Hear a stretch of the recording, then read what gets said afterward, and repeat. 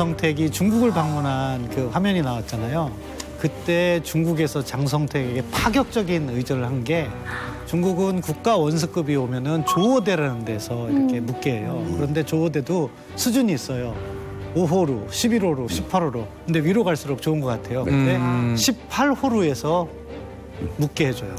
박근혜 대통령이 방중을 했을 때 시진핑 주석이 최고의 예우를 했을 때도 그 18호루에 묵었습니다. 그럼 지도자급이네요. 그렇죠. 국가 원수급으로 대우를 한 거죠.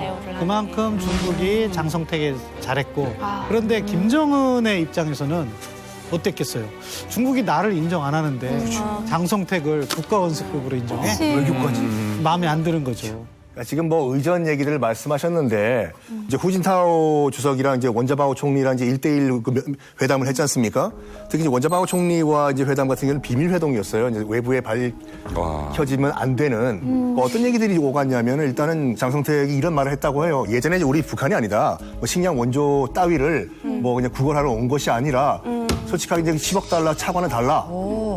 약간 뭐 조건을 제시했을 거 아니에요. 원자바오 총리가 지금 그 핵 문제 가지고 국제사회의 여론이 상당히 안 좋은데 이거는 어떻게 할 것인가 물어봤더니 북한이 핵을 포기할 수도 있다.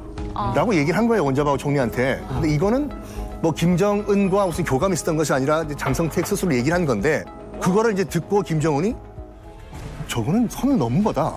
어떻게 내 허락도 없이 뭐 핵 포기를 한다고? 어떻게 저런 말 할 수가 있냐? 이렇게 된 거죠. 봐요. 국가 원수 대접을 받았어요. 당신을 갖다 애처럼 봐요. 좀 보세요. 박수 치는 거 봐요. 딱딱. 그래서 그러니까 이게 뭐냐면 종파 세력이라 그랬거든요. 그러니까 얘가 그냥 개인적으로 건방졌다라고 하면 그냥 개인을 날리면 되는데 종파라는 건 뭐냐면 세력이 있다는 얘기예요. 그러니까 그쪽 내 이들과 연관된 하나의 세력이 있고 그들은 나름대로 새로운 그림을 그리고 있었겠죠. 심지어는 핵도 포기하고 중국과 경합해서 중국식 개방 개혁으로 나가겠다. 새 시대를 열겠다. 이런 생각들을 갖고 있었을 텐데 이쪽에서는 딱 보니까 날려버린 거죠. 그 장성택 같은 경우에는 중국식 경제 개발, 개혁 개방만이 유일한 그 북한이 살 수 있는 길이다라고 오래전부터 생각을 했던 것 같아요. 그러니까 그런 생각을 갖고 있다가 특히 이제 처음에 이제 그 의중을 김정일한테 밝힌 것은 이제 그 고난의 행군 당시에 뭐 3만 명의 아사자가 나오니까 나라가 개판이지 않습니까? 그럼에도 불구하고 이제 김정일은 또 호화 파티를 열면서 술자리에 또 장성택을 불렀대요. 이 사태가 어떻게 했으면 좋겠냐? 그랬더니 솔직하게 그 뭐 술김을 뭐 빌었는지 모르겠지만 얘기를 했다고 해요. 중국식 개혁 개방을 해야 됩니다. 그랬더니 이제 당시 이제 김정일의 반응이 뭐냐면 옆에 있던 스테인레스 그 케이스 있잖아요. 그거 집어 던졌더니 야! 뭔 소리 하냐고! 맞지는 않았고.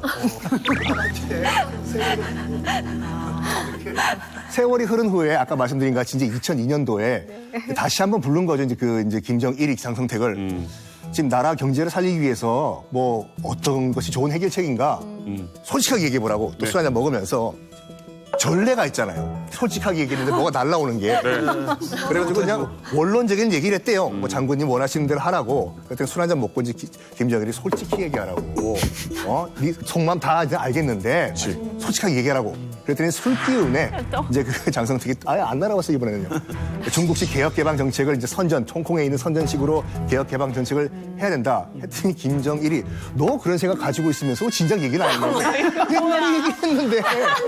네, 그때는 너무 취했던 건가? 그래가지고 네가 전권 다 가지고 중국식 개방 정책을 시행해라 한 것이 우리가 알고 있는 2002년도 이제 7일 경제 개선 정책이라고 하죠. 북한에서 보통 1호 동지가 뭡니까? 1호는 김정은이죠. 그죠? 김정은. 네, 1호 동지는 감히 입 밖에도 꺼내면 안 되는 거예요. 자, 그런데 장성택이 최고 권력을 쥐고 있을 무렵에 1호 동지는 김정은이 아닌 장성택이 되어버렸던. 이런 일이 있었어요. 이제 김정은이 집권한 이후에 한번 김정은이 직접 군 회계장부를 한번 살펴봤는데 원래 있어야 될 돈이 없는 거예요. 관계자를 불러가지고 여기 돈이 왜 이렇게 비냐 했더니 장성택이 이제 54국이라는 걸 만들어 놓고 그쪽에서 돈을 관리해가지고 다 그쪽으로 빼갔다. 그래? 그럼 가가지고 원상 복귀시키라고. 그래서 또 관계자가 54국을 갔어요. 가가지고 들어가려고 하니까 앞에서 무장 경비 병력이 막은 거예요. 못 들어간다고. 김정은이 보냈는데. 일호의 명령인데요. 네. 그래서 아니 무슨 소리냐고. 지금 내가 들어가가지고 지금 장부를 좀 갖고 오라고 김정은 동지께서 얘기했다고 했더니 그 경비병이 뭐라고 했냐면 1호 동지의 허락 없이는 아무도 못 들어간다. 이러동 라고 얘기한 거예요, 경비원 얘기. 대놓고. 물어봤죠. 당신들이 말하는 1호 동지가 누구냐? 장성택이다. 디 엔드죠, 그러니까. 그러니까 장성택 살아있을 때 1년 전이죠. 2012년도에 이제 현지 시찰을 나가요. 간부들 다 같이, 김정은도 다 같이 나가는데 간부들이 하나같이 장성택만 다 쳐다보고 있는 거예요. 다 쳐다보고. 김정은의 입장에서는 이게 얼마나 그렇죠. 황당한 일이겠어요. 회의하는 그러니까 간부들이 전부 다 장성택의 사람들을 일하는 거잖아요. 이 북한 내부에서는 사실 들키면 진짜 큰일이거든요. 아무리 김정은이가 힘이 빠져 있어도. 그럼에도 불구하고 그런 소리가 현장에서 났었고 한국 언론에까지 다루었다면 사실 큰 거긴 큰 거죠. 그때 당시에 앞서 말한 어느 기자는 1호가 아니고 용본. 제로. 용본이 어떻게 했다. 우리 다 운을 제로 오기. 교환수들이 이제 이렇게 연결해줄 때 어느 뭐 장성택 동지라는 그런 칭호를 안 하고 영번 동지, 이야. 몇 번 동지 이렇게 연결합니다. 이렇게 해서 연결을 해주더라고요. 예. 근데 이게 만약에 이 1호 참칭설이 진짜 정말 팩트라면은 나는 정말 이해를 할 수가 없는 게 그토록 뛰어났던 사람이 이 당연한 역사적 교훈을 모를까요? 권력이 집중된 친족은 반드시 죽어요. 이건 100%야. 안 그랬던 적이 없어. 인류의 역사에서. 이 1호 동지는 이거 살짝 쉬운 것 같아요. 그러니까 봐봐. 장 부장이 40년 동안 거기서 일했는데 내가 1호 동지고 1호 동지 허락 없이 그런 거는 저는 상상을 할 수가 없다고 생각하고 이건 죽은 다음에 나쁜 놈이라고 해서 살짝 들려 씌운 것 같고 예.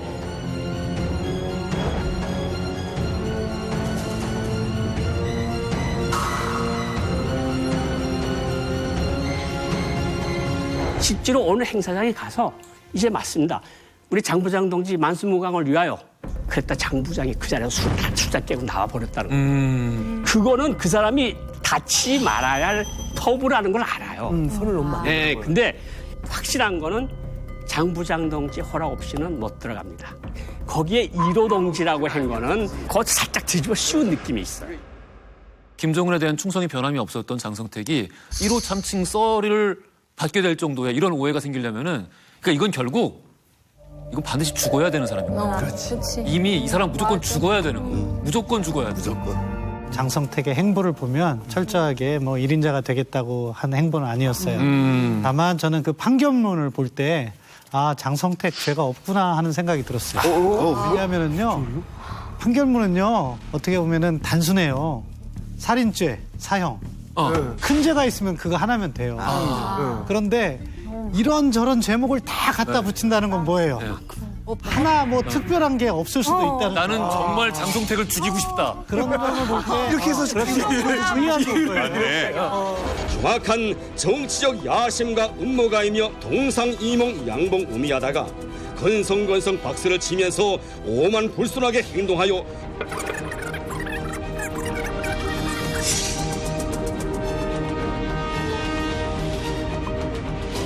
그 이면에는 김정은의 불안함이 있었다는 거예요.